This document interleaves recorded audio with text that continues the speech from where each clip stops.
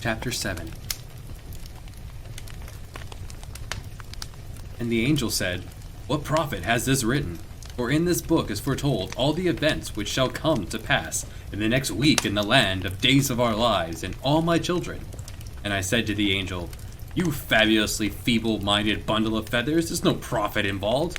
They know what's going to happen because they write it all down in advance for the actors to perform." "So it is written, so it shall be done," said the angel. I crossed the room and sat on the edge of the bed next to Raziel. His gaze never wavered from his soap opera digest. I pushed the magazine down so the angel had to look me in the face. "Raziel, do you remember the time before mankind, the time when there were only the heavenly host and the Lord? Yes, those were the best of times, except for the war, of course. But other than that, yes, wonderful times.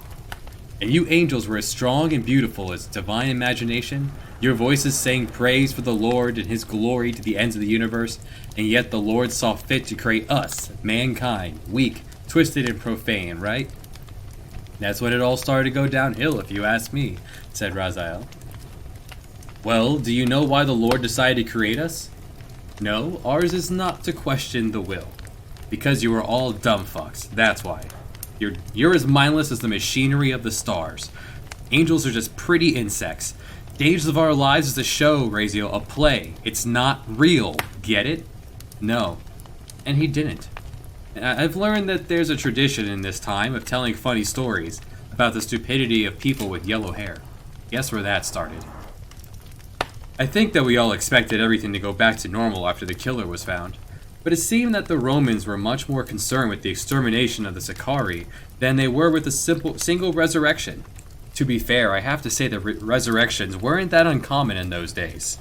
As I mentioned, we Jews were quick to get our dead into the ground, and with speed, there's bound to be errors. Occasionally, some poor soul would fall unconscious during a fever, and wake to find himself being wrapped in linen and prepared for the grave. The funerals were a nice way to get the family together, and there was always a fine meal afterwards, so no one really complained, except perhaps those people who didn't wake before they were buried. And if they complained, well, I'm sure God heard them. It paid to be a light sleeper in my time. So impressed as they may have been with the Walking Dead, the next day the Romans began to round up suspected conspirators. The men in Maggie's family were hauled off to Sepphoris at dawn. No miracles would come to bring about the release of the prisoners, but neither were there any crucifixions announced in the days that followed. After 2 weeks had passed with no word of the fate or condition of the men, Maggie, her mother, her aunts, and her sisters went to the synagogue on the Sabbath and appealed to the Pharisees for help. The next day, the Pharisees from Nazareth, Jaffa, and Sepphoris appeared at the Roman garrison to appeal to justice for the release of the prisoners. I don't know what they said, or what sort of leverage they could possibly have used to move the Romans, but the following day, just after dawn, the men of Maggie's family staggered back into our village, beaten, starving, and covered with filth, but very much alive. There was no feast, no celebration for the return of the prisoners. We Jews walked softly for a few months to allow the Romans to settle down. Maggie seemed distant in the weeks that followed, and Joshua and I never saw the smile that can make the breath catch in our throats. She seemed to be avoiding us, rushing out of the square whenever we saw her there, or on the Sabbath, staying so close to the women of her family that we couldn't talk to her. Finally, after a month had passed with absolutely no regard for custom or common courtesy, Joshua insisted that we skip work and drag me by the sleeve to Maggie's house. She was kneeling on the ground outside the door, grinding some barley with a millstone. We could see her mother moving around in the house and hear the sound of her father and older brother Simon, who was called Lazarus, working the forge next door. Maggie seemed to be lost in the rhythm of grinding the grain, so she didn't see us approach. Joshua put his hand on her shoulder, and without looking up, she smiled. "You're supposed to be building a house in Sepphoris," she said. "We thought it was more important to visit a sick friend." "And who would that be? Who do you think?" "I'm not sick. In fact, I've been healed by the touch of the Messiah." "I think not," Joshua said. She finally looked up at him, and her smile evaporated. "I can't be friends with you two anymore. Things have changed." "What, because your uncle was a Sicarii? Don't be silly," I said. "No, because my mother made a bargain to get Ivan to convince the other Pharisees to go to Sepphoris and plead for the men's lives." "What kind of bargain?" Joshua asked. "I am betrothed." She looked at the millstone again, and a tear dripped into the powdered grain. We were both stunned. Josh took his hand from her shoulder and stepped back, then looked at me as if there was something I could do. I felt as though I would start crying at any second myself. I managed to choke out, "Who to?" "To Jacan," Maggie said with a sob. "The bond son? The creep? The bully?" Maggie nodded. Joshua covered his mouth and ran a few steps away, then threw up. I was tempted to join him, but instead I crouched in front of Maggie. "How long before you're married?" "I'm to be married a month after the Passover feast. Mother made him wait 6 months. 6 months! 6 months, that's forever, Maggie. Why, Jacan could be killed in 1,000 heinous ways in 6 months, and that's just the ones I can think of right now. Why, someone could turn him in to the Romans for being a rebel. I'm not saying who, but someone might. It could happen." "I'm sorry, Biff." "Don't be sorry for me. Why would you be sorry for me?" "I know how you feel, so I'm sorry." I was thrown for a second, then glanced at Joshua to see if he could give me a clue, but he was still absorbed in splattering his breakfast in the dirt. "But is Joshua who you love?" I finally said. "Does that make you feel any better?" "Well, no." "Then I'm sorry." She made as if to reach out to touch my cheek, but her mother called right before she made contact. "Right now, Mary, in this house." Maggie nodded towards the barfing Messiah. "Take care of him. He'll be fine. And take care of yourself." "I'll be fine too. Don't forget I have an emergency backup wife. Besides, it's 6 months. A lot can happen in 6 months. It's not like we won't see you." I was trying to sound more hopeful than I felt. "Take Joshua home," she said. Then she quickly kissed me on the cheek and ran inside the house. Joshua was completely against the idea of murdering Jacan, or even praying for harm to come to him. If anything, Joshua seemed more kindly disposed towards Jacan than he had been before, going as far as to seek him out and congratulate him on his betrothal to Maggie, an act that left me feeling angry and betrayed. I confronted Joshua in the olive grove, where he had gone to pray amongst the twisted tree trunks. "You coward," I said. "You could strike him down if you wanted to." "As could you," he replied. "Yeah, but you can call the wrath of God down upon him. I'd have to sneak up behind him and brain him with a rock. There's a difference." "And you would have me kill Jacan for what? Your bad luck? Works for me. Is it so hard for you to give up what you never had?" "I had hope, Josh. You understand hope, don't you?" Sometimes he could be mightily dense, or so I thought. I didn't realize how much he was hurting inside or how much he wanted to do something. "I think I understand hope. I'm just not sure that I'm allowed to have any." "Oh, don't start with that. Everyone gets something but me speech. You've got plenty." Josh wheeled on me, his eyes like fire. "Like what? What do I have?" I wanted to say something about a really sexy mother, but that didn't seem like the sort of thing he wanted to hear. You have God." "So do you. So does everyone." "Really?" "Yes." "Not the Romans. There are Roman Jews. But you've got, that healing, raising the dead thing." "Oh yeah, and that's working really well." "Well, you're the Messiah. What's that?" "That's something. If you told people you were the Messiah, they'd have to do what you say." "I can't tell them." "Why not?" "I don't know how to be the Messiah." "Well, at least do something about Maggie." "He can't," came a voice from behind a tree. A golden glow emanated from either side of the trunk. "Who's there?" Joshua called. The angel Raziel stepped out from behind the tree. "Angel of the Lord," I said under my breath to Josh.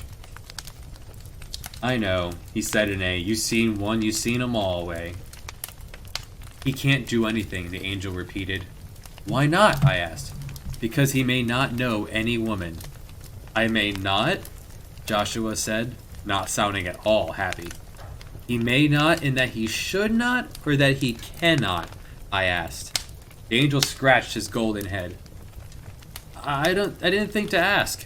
"It's kind of important," I said. "Well, he can't do anything about Mary Magdalene. I know that. They told me to come and tell him that. That, and it's time for him to go." "Go where?" "I didn't think to ask." I suppose I should have been frightened, but I seemed to have passed right through frightened to exasperated. I stepped to the angel and poked him right in the chest. "Are you the same angel that came to us before to announce the coming of the Savior?" "It was the Lord's will that I bring that joyful news." "I just wondered in case all you angels look alike or something. So after you showed up here 10 years late, they sent you with another message?" "I am here to tell the Savior that it's time for him to go." "But you don't know where?" "No." "This golden stuff around you, this light, what is this?" "The glory of the Lord." "You sure it's not stupidity leaking out of you?" "Biff, be nice, he's a messenger of the Lord." Well, hell, Josh, he's no help at all. If we're gonna get angels from heaven, they should at least know what they're doing. Blow down walls or something, destroy cities, or I don't know, get the whole message? I'm sorry, the angel said. Would you like me to destroy a city? Go out and find where Josh is supposed to go. How about that? I can do that. Then do that. I'll be right back. We'll wait. Godspeed, Joshua said. In an instant, the angel moved behind another tree trunk, and the golden glow was gone from the olive glow with a warm breeze. You were sort of hard on him, Joshua said. Josh, being nice isn't always going to get the job done. One can try. Was Moses nice to Pharaoh? Before Joshua could answer me, the warm breeze blew into the olive grove again, and the angel stepped out from behind a tree. To find your destiny, he said. What? What? Joshua said. I said. You're supposed to find your destiny. That's it? Joshua said. Yes. What about the knowing a woman thing? I asked. I have to go now. Grab him, Josh. You hold him and I'll hit him. But the angel was gone with the breeze. Destiny? Joshua looked at his open, empty palms. We should have pounded the answer out of him, I said. I don't think that would have worked. Oh, back to the nice strategy. Did Moses should have said, let my people go, please.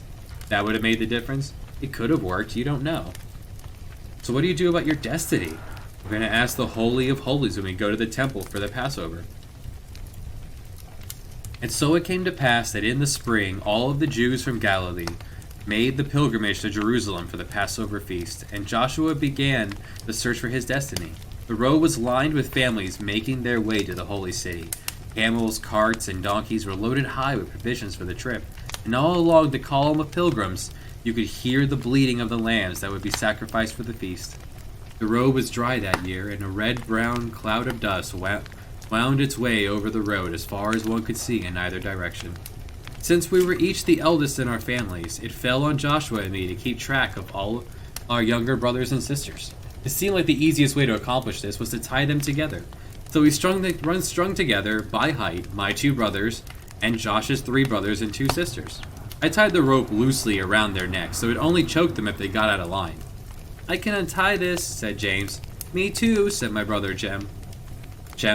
But you won't. This is the part of the Passover where you reenact Moses leading you out of the promised land. You have to stay with the little ones. You're not Moses, said Shem. No, I'm not Moses. Smart of you to notice. I tied the end of the rope to a nearby wagon that was loaded high with jars of wine. This wagon is Moses, I said. Follow it. That wagon isn't. It's symbolic. Shut the hell up and follow Moses. Thus freed of our responsibilities, Joshua and I went looking for Maggie and her family.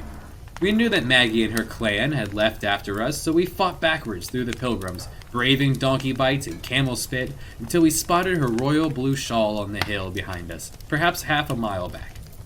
We had resolved to just sit by the side of the road to wait until she reached us, rather than battle the crowd, when suddenly the column of pilgrims started to leave the road altogether, moving to the sides in a great wave. When we saw the red crest of a centurion's helmet come over the top of the hill, we understood. Our people were making way for the Roman army. There would be nearly 1 million Jews in Jerusalem for Passover. 1 million of Jews celebrating their liberation from oppression.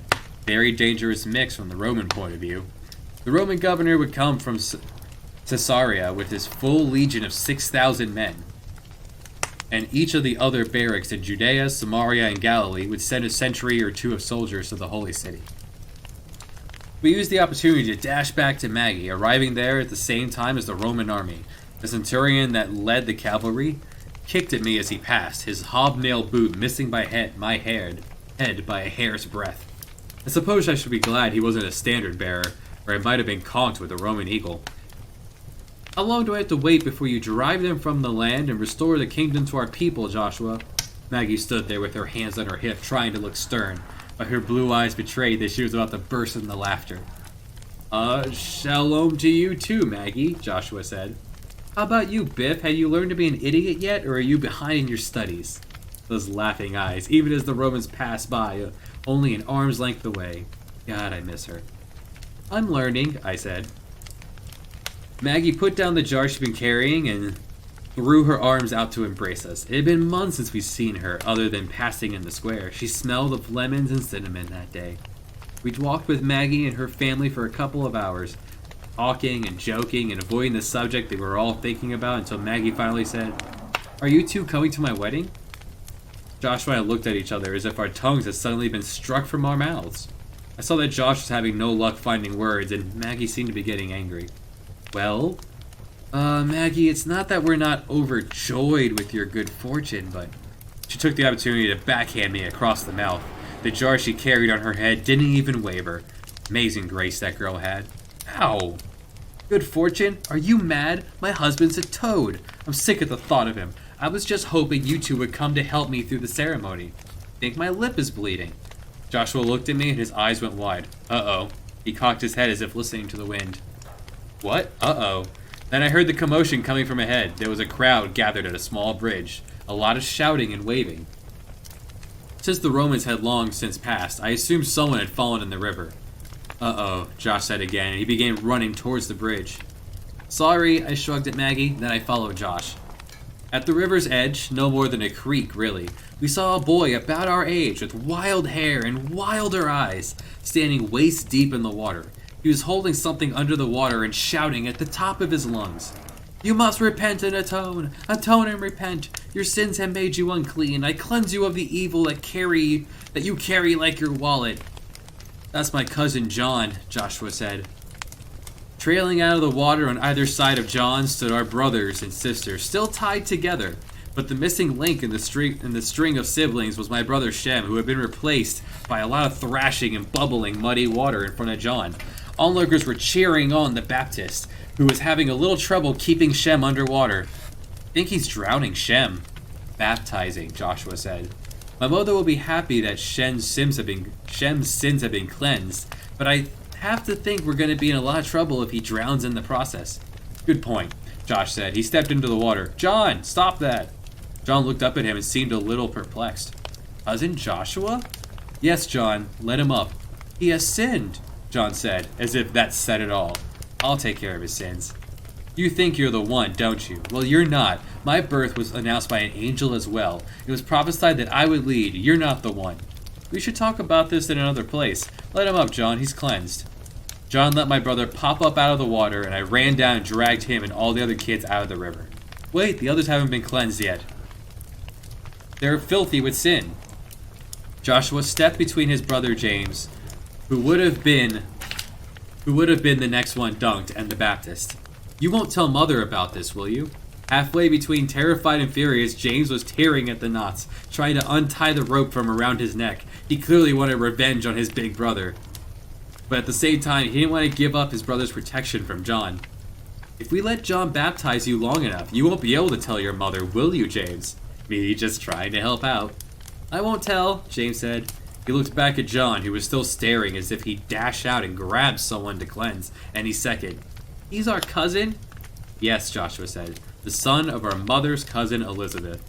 When did we meet him before? I haven't. Then how did you know him? I just did. He's a loony, said James. You're both loonies. Yes, a family trait. Maybe when you get older, you can be a loony too. You won't tell Mother? No.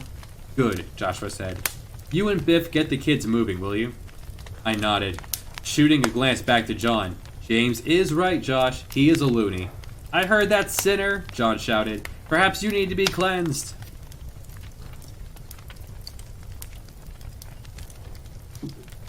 John and his parents shared supper with us that evening.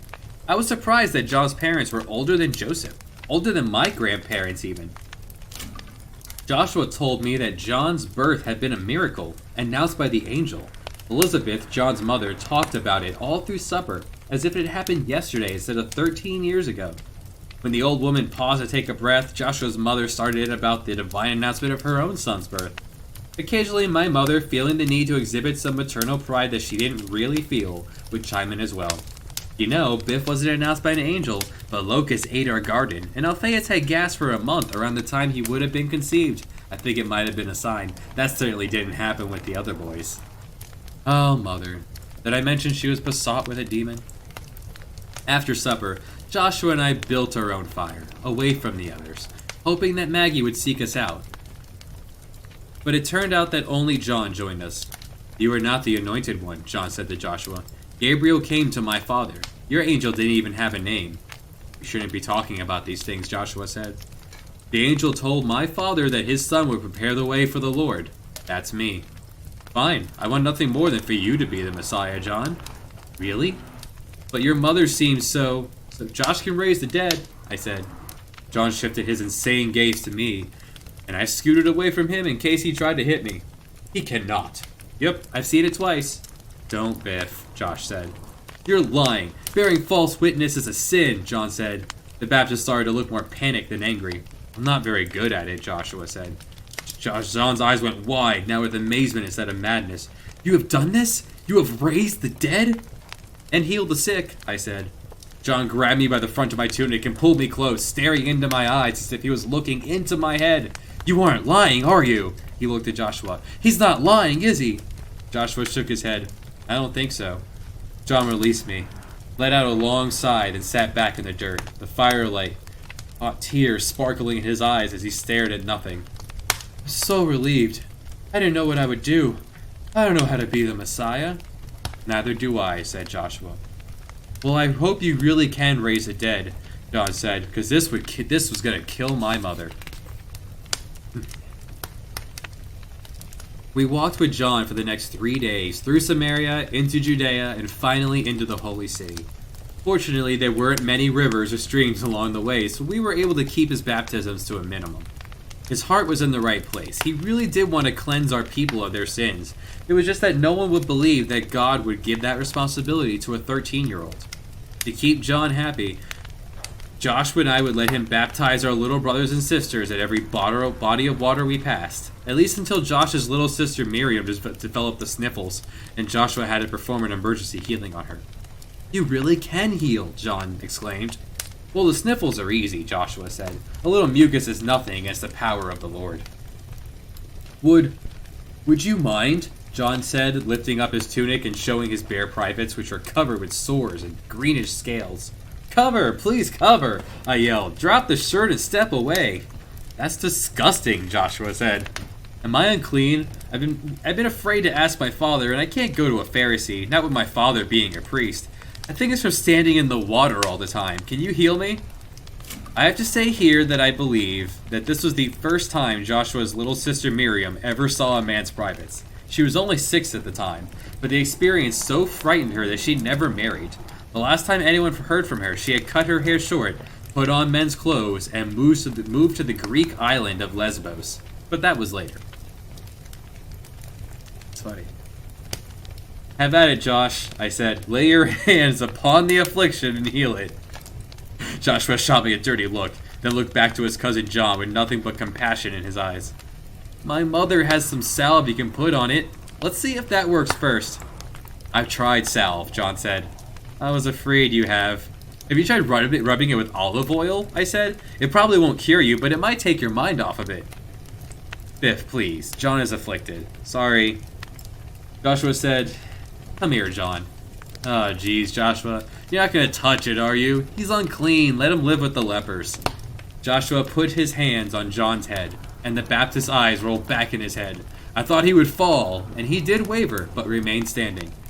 Father, you have sent this one to prepare the way. Let him go forth with his body as clean as his spirit. Joshua released his cousin and stepped back. John opened his eyes and smiled. I am healed, he yelled. I am healed.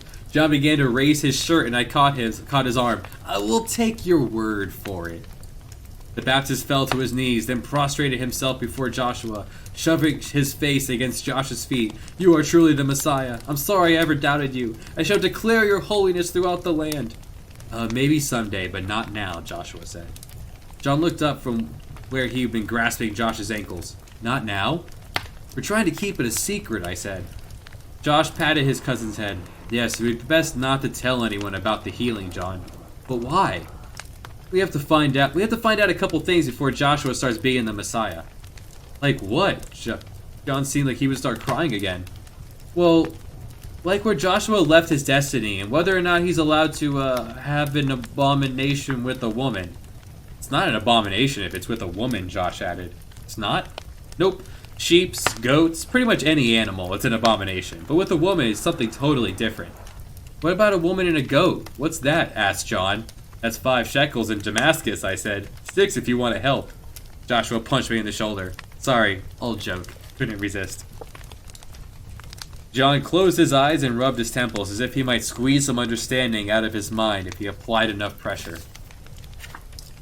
So you don't want anyone to know you have the power to heal because you don't know if you can lie with a woman?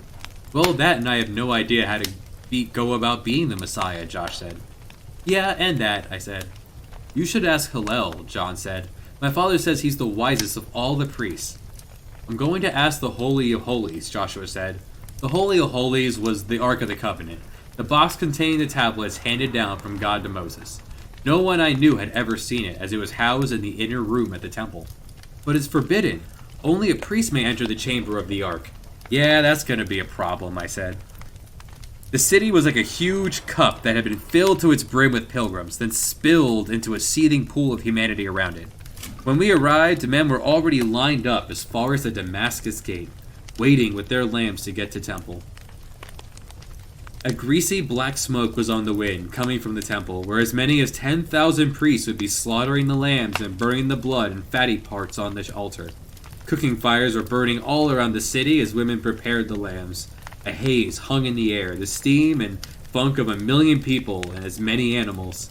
Stale breath and sweat and the smell of piss rose in the heat of the day, mixing with the bleating of lambs, the bellowing of camels, the crying of children, the ululations of women, and the low buzz of too many voices, until the air was thick with sounds and smells and God and history. Here, Abraham received the word of God that his people would be the chosen. Here were the Hebrews delivered out of Egypt. Here Solomon built the first temple. Here walked the prophets and the kings of the Hebrews. And here resided the Ark of the Covenant, Jerusalem. Here did I, the Christ, and John the Baptist come to find out the will of God, and if we were lucky, spot some really delicious girls. What, you thought it was all religion and philosophy? Our families made camp outside the northern wall of the city, below the battlements of Antonia, the fortress Herod had built in tribute to his benefactor Mark Antony. 2 cohorts of Roman soldiers, some 1,200 strong, watched the temple courtyard from the fortress walls. The women fed and washed the children, while Joshua and I carried lambs with our fathers to the temple. There was something unsettling about carrying an animal to its death. It wasn't that I hadn't seen the sacrifices before, nor even eaten the Passover lamb, but this is the first time I actually participated. I could feel the animal's breathing on my neck as I carried it slung over my shoulders, and amid all the noise and the smells and the movement around the temple, there was, for a moment, silence. Just the breath and heartbeat of the lamb. I guess I fell behind the others because my father turned and said something to me, but I couldn't hear the words. We went through the gates and into the outer courtyard of the temple where merchants sold birds for the sacrifice and money changers traded shekels for 100 different coins from around the world. As we passed through the enormous courtyard where thousands of men stood with lambs on their shoulders waiting to get into the inner temple, to the altar to the slaughter, I could see no man's face. I saw only the faces of the lambs, some calm and oblivious, others with their eyes rolled back, bleeding in terror, still others seemed to be stunned. I swung the lamb from my own shoulders and cradled it in my arms like a child as I backed out towards the gate. I know my father and Joseph must have come after me, but I couldn't see their faces. Just emptiness where their eyes should have been. Just the eyes of the lamb they carried. I couldn't breathe, and I couldn't get out of the temple fast enough. I didn't know where I was going, but I wasn't going to the altar. I turned to run, but a hand caught my shirt and pulled me back. I spun around and looked into Joshua's eyes. It's God's will, he said. He laid his hands on my head and I was able to breathe again. It's all right, Biff. God's will, he smiled. Joshua had put the lamb he'd been carrying on the ground, but it didn't run away. I suppose I should have known right then. I didn't eat any of the lamb for that Passover feast. In fact, I've never eaten lamb since that day.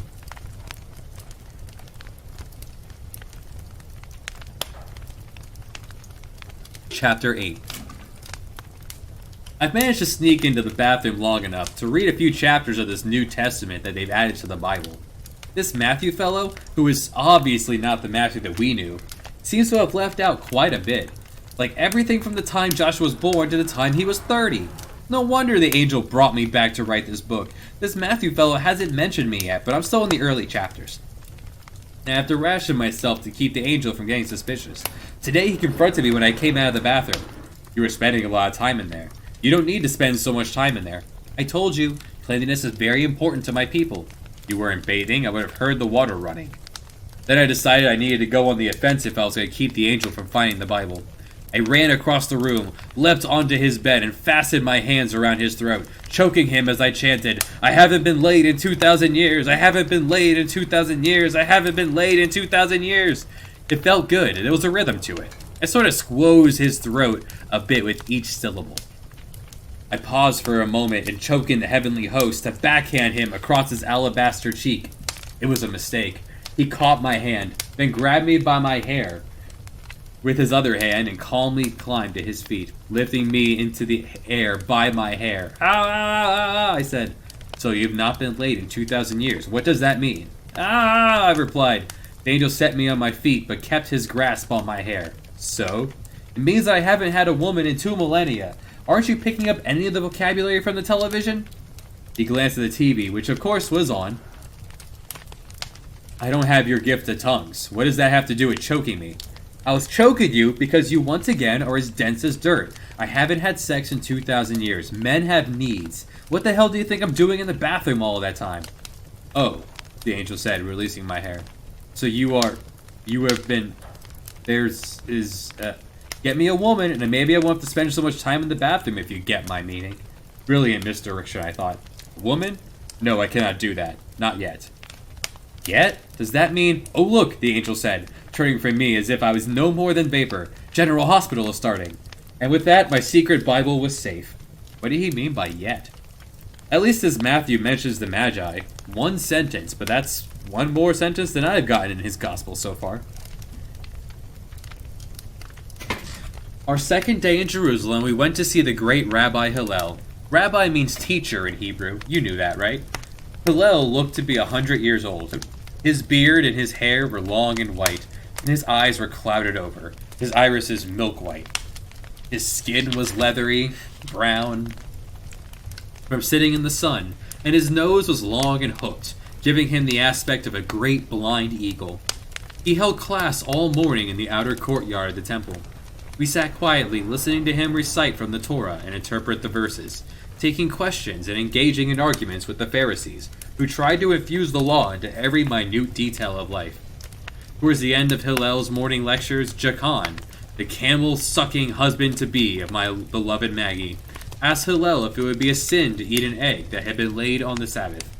"What are you, stupid? The Lord doesn't give a damn what a chicken does on the Sabbath, you Nimrod. It's a chicken. If a Jew lays an egg on the Sabbath, that's probably a sin. Come see me then. Otherwise, don't waste my friggin' time with that nonsense. Now go away. I'm hungry and I need a nap. All of you, scram." Joshua looked at me and grinned. "He's not what I expected," he whispered. "Knows a Nimrod when he hears one, though," I said. Nimrod was an ancient king who died of suffocation after he wondered aloud in front of his guards what it would be like to have your own head stuck up your ass. A boy younger than us helped the old man to his feet and began to lead him away toward the temple gate. I ran up and took the priest's other arm. "Rabbi, my friend has come from far away to talk to you. Can you help him?" The old man stopped. "Where is your friend?" "Right here. Why isn't he talking for himself? Where do you come from, kid?" "Nazareth," Joshua said. "But I was born in Bethlehem. I am Joshua Bar Joseph." "Oh yeah, I've talked to your mother." "You have?" "Sure, almost every time she and your father comes to Jerusalem for a feast, she tries to see me. She thinks you're the Messiah." Joshua swallowed hard. "Am I?" Hillel snorted. "Do you want to be the Messiah?" Joshua looked at me as if I might have the answer. I shrugged.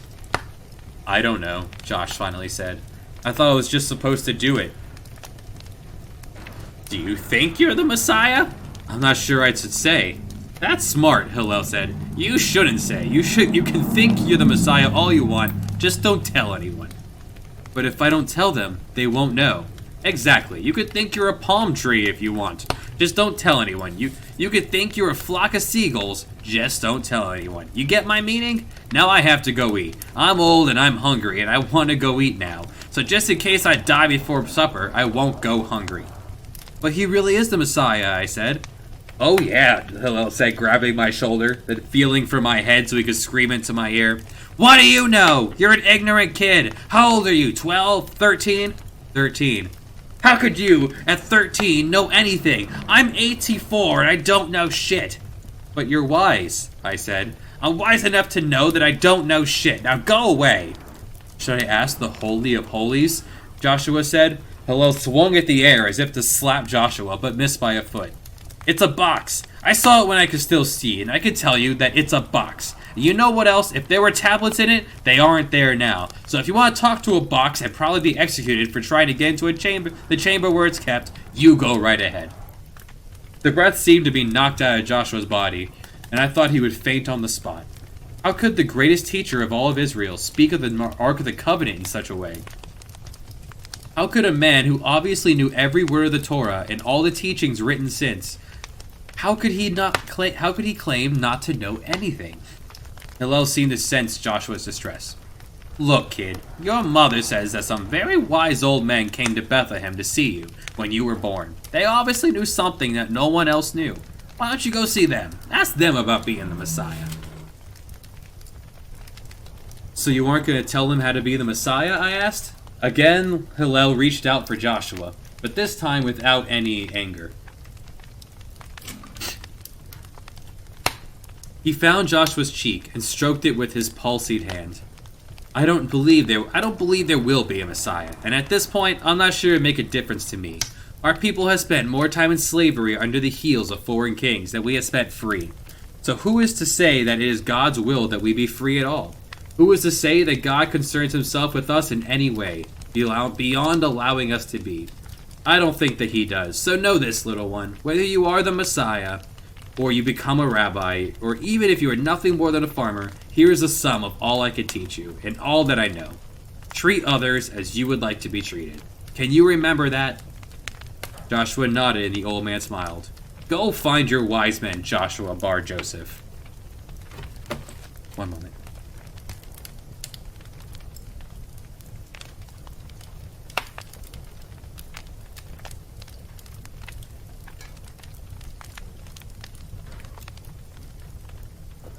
What we did was stay in the temple while Joshua grilled every priest, guard, even Pharisee about the Magi, who had come to Jerusalem 13 years before.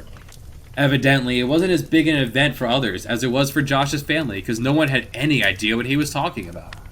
By the time he had been at it for a couple of hours, he was literally screaming into the faces of a group of Pharisees. 3 of them! Magicians! They came because they saw a star over Bethlehem. They were carrying gold, frankincense, and myrrh. Come on, you're all old. You're supposed to be wise. Think! Needless to say, they weren't pleased. Who was this boy who would question our knowledge? He knows nothing of the Torah and the prophets, and yet berates us for not remembering 3 insignificant travelers? It was the wrong thing to say to Joshua. No one had studied the Torah harder. No one knew Scripture better. Ask me any question, Pharisee, Joshua asked. Ask anything. In retrospect, after having grown up somewhat, and having lived, died, and been resurrected from the dust, I realized that there may be nothing more obnoxious than a teenager who knows everything. Certainly, it is a symptom of the age that they think they know everything, but now I have some sympathy for those poor men who challenged Joshua that day at the temple. Of course, at the time, I shouted, "Smite the sons of bitches, Josh!" He was there for days. Joshua wouldn't even leave to eat, and I went out into the city to bring him back food. First the Pharisees, and later even some of the priests came to quiz Joshua, to try to throw him some question about some obscure Hebrew king or general. They made him recite the lineages for all the books of the Bible, yet he did not waver. Myself, I left him there to argue while I wandered through the whole holy city looking for Maggie. Then when I couldn't find her, for girls in general. I slept at the camp of my parents, assuming all the time that Joshua was returning each night to his own family, but I was wrong. When the Passover feast was over and we were packing up to leave, Mary, Josh's mother, came to me in a panic. "Biff, have you seen Joshua?" The poor woman was distraught. I wanted to comfort her, so I held out my hands to give her a comforting embrace. Poor Mary, calm down. Joshua's fine. Come, let me give you a comforting embrace. Biff! I thought she might slap me. He's at the temple. Jeez, the guy tries to be compassionate, and what does he get? She had already taken off. I caught up to her as she was dragging Joshua out of the temple by his arm. You had us worried half to death. You should have known you would find me in my father's house, Joshua said. Don't you pull that my father stuff on me, Joshua bar Joseph. The commandment says honor thy father and thy mother. I'm not feeling honored right now, young man. You could have sent a message. You could have stopped by the camp. Joshua looked at me, his eyes pleading for me to help him out. I tried to comfort her, Josh, but she wouldn't have it.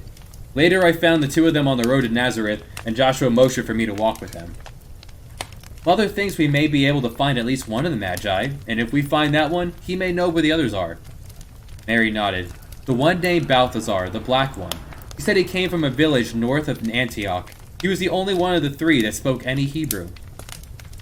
I didn't feel confident, although I'd never seen a map. North of Antioch sounded like a large, unspecific, and scary place. Is there more? Yes, the other two who had come from the east by the Silk Road. Their names were Melchior and Gaspar. So it's off to Antioch, Joshua said. He seemed completely satisfied with the information his mother had given him, as if all he needed were the three Magi's names and he'd as much as found them. I said, we're gonna go to Antioch assuming that someone there will remember a man who may have lived north of there 13 years ago. A magician, Mary said. A rich Ethiopian magician. How many can there be? Well, there might not be any. Did you think of that? He might have died. He might have moved to another city. In that case, I will be in Antioch, Joshua said. From there, I could travel the Silk Road until I find the other two. I couldn't believe my ears. You're not going alone. Of course. But Josh, you're helpless out in the world. You only know Nazareth, where people are stupid and poor. No offense, Mary. You'll be like a lamb among wolves. You'll need me to watch out for you. And what do you know that I don't? Your Latin is horrible, your Greek is barely passable, and your Hebrew is atrocious. Yeah, if a stranger comes up to you on the road to Antioch and asks you how much money you're carrying, what do you tell them? That will depend on how much I carry. No, you won't. You don't have enough for a crust of bread. You are a poor beggar. But that's not true. Exactly. Mary put her arm around her son's shoulder. He has a point, Joshua. Joshua wrinkled his brow as if he had to think about it, but I could tell that he was relieved that I wanted to go along. When do you want to leave? When did Maggie say she was getting married? In a month. Before then, I don't want to be here when it happens. Me either, Joshua said. And so we spent the next few weeks preparing for our journey. My father thought I was crazy, but my mother seemed happy to have the extra space in the house, and pleased that the family wouldn't have to put up a bride price. They'd marry me off right away. So you'll be gone how long, Mother asked? I don't know. It's not a terribly long journey to Antioch, but I don't know how long we'll be there. Then we'll be traveling the Silk Road. I'm guessing that that's a long journey. I've never seen any silk growing around here. Well, take a wool tunic in case it gets cold. And that was all I heard from my mother. Not, why are you going? Not, who you're looking for. Just, take a wool tunic. Jeez. My father was more supportive. I can give you a little money to travel with, or we could buy you a donkey. I think the money would be better. A donkey couldn't carry both of us. And who are these fellows you're looking for? Magicians, I think. You want to talk to magicians because Joshua wants to know how to be the Messiah. Oh, right. And you believe that Joshua is the Messiah. Yes, but more important than that, he's my friend. I can't let him go alone. And what if he's not the Messiah? What if you find these magicians and they tell you that Joshua is not what you think he is, that he's just a normal boy? Well, then he'll really need me to be there then, huh? My father laughed. Yes, I guess he will. You come back, Levi, and bring your friend, the Messiah, with you. Now, we'll have to set 3 empty places at the table on Passover. One for Elijah, one for my lost son, and one for his pal, the Messiah. Well, don't seat Joshua next to Elijah. Those two start talking religion, we'll never have any peace.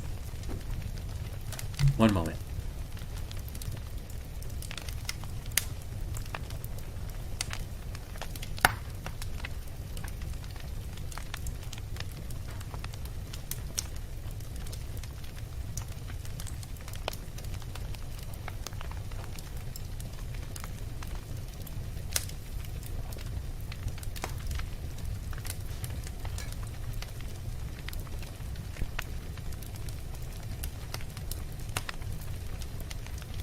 It came down to only 4 days before Maggie's wedding, before Joshua and I accepted that one of us would have to tell her we were leaving. After nearly a whole day of arguing, it fell upon me to go to her. I saw Joshua face down fears in himself that would have broken other men, but taking bad news to Maggie was the one he couldn't overcome. I took the task on myself and tried to leave Joshua with his dignity. You wuss! How could I tell her it's too painful to watch her marry that toad? First, you're insulting toads everywhere. And second, what makes you think it's any easier for me? You're tougher than I am. Oh, don't try that. You can't just roll over and expect me not to notice that I'm being manipulated. She's gonna cry. I hate it when she cries. I know, Josh said. It hurts me too too much. Then he put his hand on my head, and I suddenly felt better, stronger. Don't try your son of God mumbo-jumbo on me. You're still a wuss. If it be so, so be it. So it shall be written. Well, it is now, Josh. It's written now. Strange. It's strange. The word wuss is the same in my ancient Aramaic tongue as it is in this language. Like the word waited for me these 2,000 years so I could write it down here. Strange. Anyway, Maggie was washing clothes in the square with a bunch of other women. I caught her attention by jumping on the shoulders of my friend Bartholomew, who was gleefully exposing himself for the viewing pleasure of the Nazarene wives. With a subtle toss of my head, I signaled to Maggie to meet me behind a nearby stand of date palms. Behind those trees? Maggie shouted. Yeah, I replied. You bringing the idiot? Nope. Okay, she said. She handed her washing to one of her younger sisters and scampered to the trees.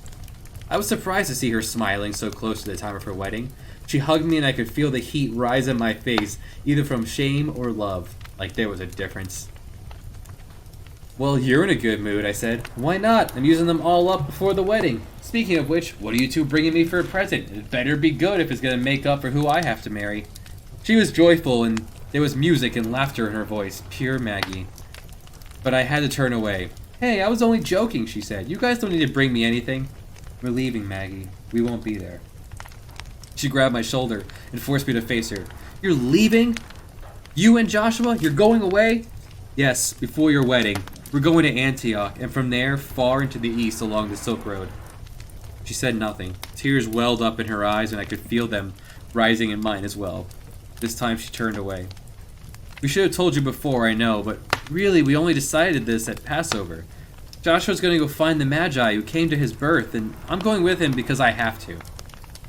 She wheeled on me. You have to? You have to? You don't have to. You can stay and be my friend and come to my wedding and sneak down to talk to me here or in the vineyard, and we can laugh and tease, and no matter how horrible it is being married to Jacon, I'll have that. I'll at least have that. I felt as if I'd be sick to my stomach any second. I wanted to tell her that I'd stay, that I'd wait, that if there was the slightest chance that her life wasn't going to be a desert in the arms of her creep husband, that I could hold hope. I wanted to do whatever I could to take away even a little bit of her pain, even up to letting Joshua go by himself, but thinking that, I realized that Joshua must have been feeling the same thing, so all I said was, I'm sorry. What about Joshua? Wasn't he even going to say goodbye? He wanted to, but he couldn't. Neither of us can. I mean, we didn't want to watch you marry Jacon. Cowards! You two deserve each other. You can hide behind each other like Greek boys. Just go. Get away from me. I tried to think of something to say, but my mind was a soup of confusion, so I hung my head and walked away. I was almost out of the square when Maggie caught up to me. I heard her footsteps and turned.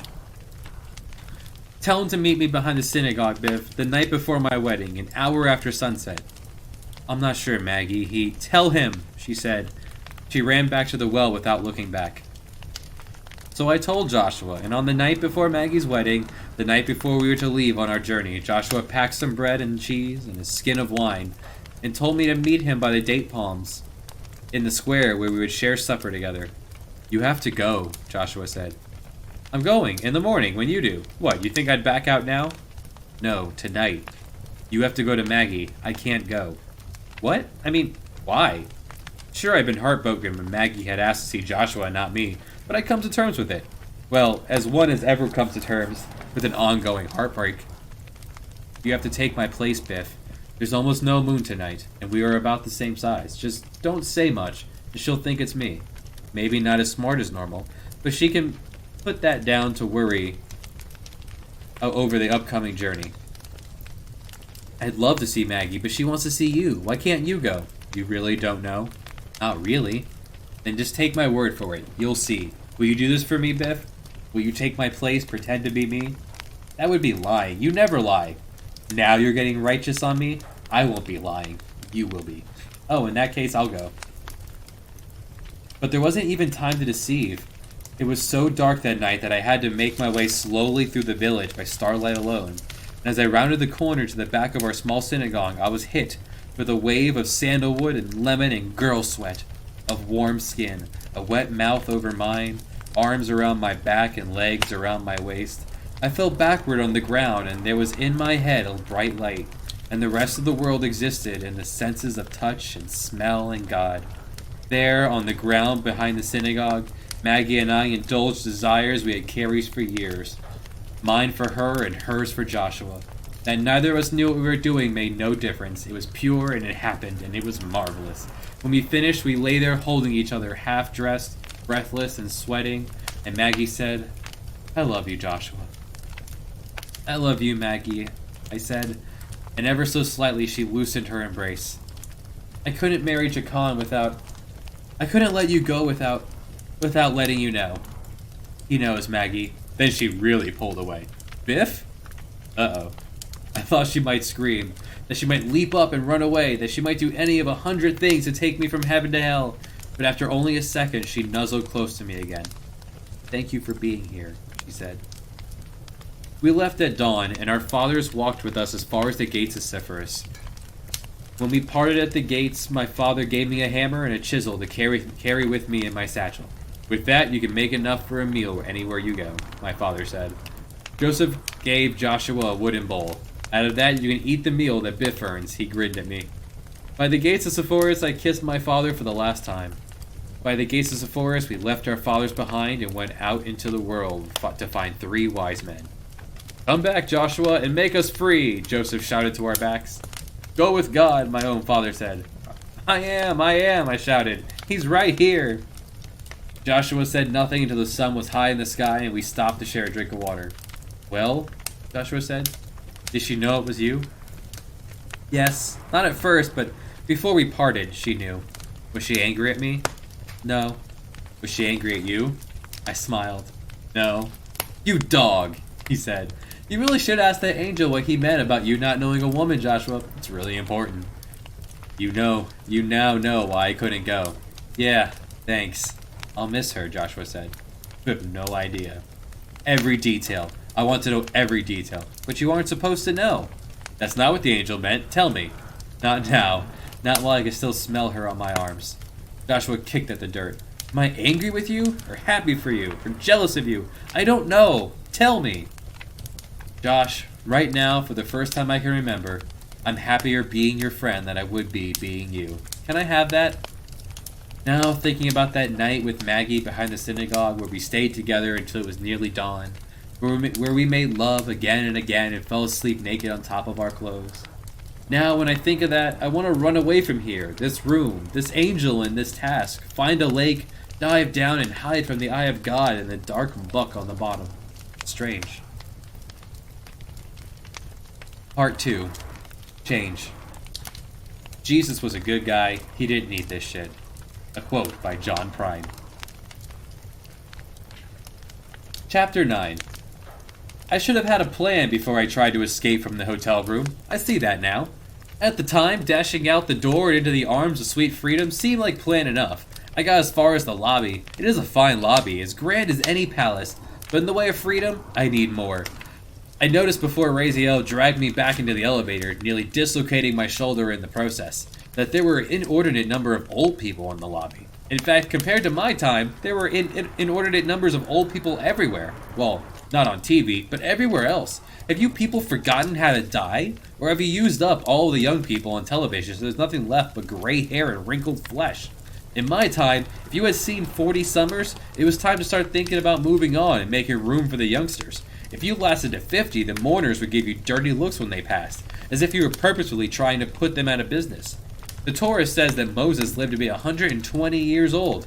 I'm guessing that the children of Israel were following him just to see when he would drop. It was probably betting. If I do manage to escape the angel, I'm not going to be able to make my living as a professional mourner. Not if you people don't have the courtesy to die. Just as well, I suppose, I have to learn all new dirges. I've tried to get the angel to watch MTV so I can learn the vocabulary of your music, but even with the gift of tongues, I'm having trouble learning to speak hip-hop. Why is it that one can bust a rhyme or bust a move anywhere, but you must bust a cap in someone's ass? Is hoe always feminine and motherfucker always masculine, while bitch can be either? How many peeps in a posse? How much booty before baby got back? Do you have to be all that to get all up in that, or do I need to be dope and fat to be da bomb, or can I just be stupid? I'll not be singing over any dead mother until I understand. The quest, the journey, the search for the Magi. We traveled first to the coast. Neither Joshua nor I had ever seen the sea before, so as we topped a hill near the city of Ptolemy, and the endless aquamarine of the Mediterranean stretched before us, Joshua fell to his knees and gave thanks to his father. "You can almost see the edge of the world," Joshua said. I squinted into the dazzling sun, really looking for the edge of the world. "It looks sort of curved," I said. "What?" Joshua scanned the horizon, but evidently he didn't see the curve. "The edge of the world looks curved. I think it's round." "What's round?" "The world. I think it's round." "Of course it's round, like a plate. If you go to the edge, you fall off. Every sailor knows that," Joshua said with great authority. "Not round like a plate, round like a ball." "Don't be silly," Joshua said. "If the world was round like a ball, then we would slide off of it." "Not if it's sticky," I said. Joshua lifted his foot and looked at the bottom of his sandal, then looked at me, then at the ground. "Sticky?" I looked at the bottom of my own shoe, hoping to perhaps see strands of stickiness there, like melted cheese, tethering me to the ground. When your best friend is the Son of God, you get tired of losing every argument. Just because you can't see it doesn't mean the world is not sticky. Joshua rolled his eyes. "Let's go swimming." He took off down the hill. "What about the God?" I asked. "You can't see him." Joshua stopped halfway down the hill and held out his arms to the shining aquamarine sea. "You can't?" "That's a crappy argument, Josh." I followed him down the hill, shouting as I went. "If you're not going to try, I'm not going to argue with you anymore." "So what if stickiness is like God? You know, how he abandons our people and leads them into slavery whenever we stop believing in him? Stickiness could be like that. You could float off into the sky any time now because you don't believe in stickiness." "It's good you have something to believe in, Biff. I'm going in the water." He ran down the beach, shedding his clothes as he went, then dove into the surf, naked. Later, after we'd both swallowed enough salt water to make us sick, we headed up the coast to the city of Ptolemy. "I didn't think it would be so salty," Joshua said. "Yeah, you never know it by looking at it." "Are you still angry about your round earth stickiness theory?" "I don't expect you to understand," I said, sounding very mature, I thought. "You being a virgin and all." Joshua stopped and grabbed my shoulder, forcing me to wheel around and face him. "That night you spent with Maggie, I spent praying to my father to take away the thoughts of you two. He didn't answer me. It was like trying to sleep on a bed of thorns. Since we left, I was beginning to forget, or at least leave it behind, but you keep throwing it in my face." "You're right," I said. "I forgot how sensitive you virgins can be." Then, once again, and not for the last time, the Prince of Peace cold-cocked me. A bony stone-cutter's fist just over my right eye. He hit harder than I remembered. I remember white seabirds in the sky above me and just a wisp of clouds across the sky. I remember the frothy surf sloshing over my face, leaving sand in my ears. I remember thinking that I should get up and smite Josh upside the head. I remember thinking then that if I got up, Josh might hit me again. So I just lay there for a moment, just thinking. "So what do you want?" I said, finally, from my wet and sandy supinity. Supinity, laying back. He stood over me with his fist balled. "If you're going to keep bringing it up, you have to tell me the details." "I can do that." "And don't leave anything out." "Nothing? I've got to know if I'm going to understand sin." "Okay, can I get up? My ears are filling with sand." He helped me to my feet, and as we entered the seaside city of Ptolemy, I taught Josh about sex. Down narrow stone streets between high stone walls. Well, most of what we learned from the rabbis was not exactly accurate. Past men sitting outside their houses, mending their nets, children selling cups of pomegranate juice, women hanging strings of fish from window to dry.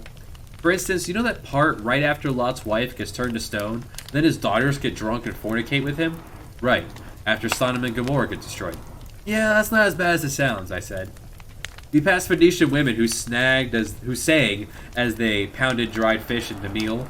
We passed evaporation pools where children scraped the encrusted salt from the rocks and put it into bags. But fornication is a sin. Fornication with your daughters, well, that's a double dog sin. Yeah, but if you put that aside for a moment, just focus on the two young girls aspect of it. It's not nearly as bad as it sounds initially. Oh. We passed merchants selling fruit and bread and oil, spices and incense, calling out claims of quality and magic in their wares. There was a lot of magic for sale in those days. And the Song of Solomon, that's a lot closer. And you can sort of understand Solomon having 1,000 wives. In fact, with you being the son of God and all, I don't think you'd have any problem getting that many girls. I mean, after you figure out what you're doing. And a lot of girls is a good thing? You're a ninny, aren't you? I thought you'd be more specific, like, what does Maggie have to do with Lot and Solomon?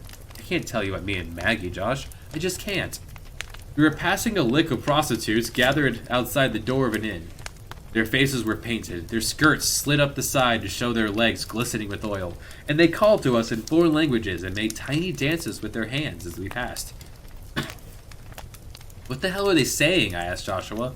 He was better with languages. I think they were speaking Greek. They said something about how they like Hebrew boys because we could feel a woman's tongue better without our foreskins. He looked at me as if I might confirm or deny this. How much money do we have? I asked. The inn rented rooms, stalls, and space under the eave to sleep. We rented 2 adjacent stalls, which is a bit of a luxury for us, but an important one for Josh's education. After all, weren't we on this journey so he could learn to take his rightful place as the Messiah? I'm not sure if I should watch, Joshua said. Remember, David was running over the roofs and happened onto Bathsheba in her bath. That set a whole chain of sin in motion. But listening won't be a problem? I don't think it's the same thing. Are you sure you don't want to try this yourself, Josh? I mean, the angel was never clear about you being with a woman. To be honest, I was a little frightened myself. My experience with Maggie hardly qualified for me to be with a harlot. No, you go ahead. Just describe what's happening and what you're feeling. I have to understand sin. Okay, if you insist. Thank you for doing this for me, Biff. Not just for you, Josh. For our people. And so that's how we ended up with the 2 stalls. Joshua being one, while I, along with the harlot of my choice, instructed him from the other in the fine art of fornication. Back out at the front of the inn, I shopped for my teaching assistant. It was an 8 harlot inn, if that's how you measure an inn. I understand that now they measure inns in stars. We are in a 4-star inn right now. I don't know what the conversion from harlots to stars is. Anyway, there were 8 harlots outside the inn that day. They ranged in age from only a few years older than us to older than our mothers, and they ran the gamut of shapes and sizes, having in common only that they were all highly painted and well oiled. They're all so nasty looking. They're harlots, Biff. They're supposed to be nasty looking. Pick one. Let's go look at some different harlots. We've been standing a few doors down from the harlots, but they knew we were watching. I walked over and stepped close to a particularly tall harlot and said, "Excuse me, do you know I might find a different selection of harlots? No offense, it's just that my friend and I," as she pulled open her blouse, exposing full breasts that were glistening with oil and flecks of mica, as she threw her skirt aside and stepped up so a long leg slid behind me. I could feel the rough hair between her legs grinding against my hip, and her rouge nipples brushed my cheek, and in that profound instant, wood did from my person protrude. This will be fine, Josh. The other harlots let loose with an exaltation of ululations as we led my harlot away. You know, ululation as the sound an ambulance makes. That I get an erection every time one passes the hotel would seem morbid if you didn't know this story of how Biff hires a harlot. The harlot's name was Set. She was a head and a half taller than me, with skin the color of a ripe date, wide brown eyes flecked with gold, and hair so black that it reflected blue in the dim light of the stable. She was the perfect harlot design, wide where a harlot should be wide, narrow where a harlot should be narrow, delicate of ankle and neck, sturdy of conscience, intrepid and single-minded of goal once she was paid. She was an Egyptian, but she had learned Greek and a little Latin to help lubricate the discourse of her trade. Our situation required more creativity than she seemed accustomed to, but after a heavy sigh, she mumbled something about, "If you fuck a Hebrew, make room in the bed for his guilt," then pulled me into the stall and closed the gate. Yes, the stalls were used for animals. There was a donkey in the stall opposite Josh's. "So what's she doing?" Josh asked. "She's taking off my clothes." "What now?" "She's taking off her clothes." "Oh, geez. Ouch." "What, are you fornicating?" "No, she's rubbing her whole body over mine, sort of lightly. When I try to move, she smacks me in the face." "How does it feel?"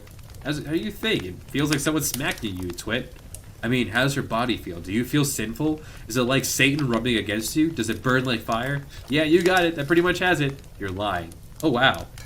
Then Josh said something in Greek that I didn't catch all of, and the harlot answered, sort of. What did she say? Josh asked. I don't know, you know my Greek is bad. Mine isn't, I couldn't understand what she said. Her mouth is full. Set raised up. Not full, she said in Greek. Hey, I understood that. She has you in her mouth? Yeah. That's heinous. Doesn't feel heinous, does it? No, Josh, I gotta tell you, this really is... Oh my god. What? What's happening? She's getting dressed. Are you done sinning? That's it? Or how it said something in Greek that I didn't understand. What did she say? I asked. She said that for the amount of money we gave her, you're finished. Do you think you understand fornication now? Not really. Well, then give her some more money, Joshua. We're gonna stay here until you learn what you need to know. You're a good friend to suffer this for me. Don't mention it. No, really, Joshua said. Greater love hath no man than he lay down for his friend. That's a good one, Josh. You should remember that for later. The harlot then spoke at length. You want to know what this is like for me, kid? This is like a job, which means that if you want it done, you need to pay for it. That's what it's like. Joshua would translate for me later. What'd she say? I asked. She wants the wages of sin, which are, in this case, 3 shekels. That's a bargain. Pay her, Josh.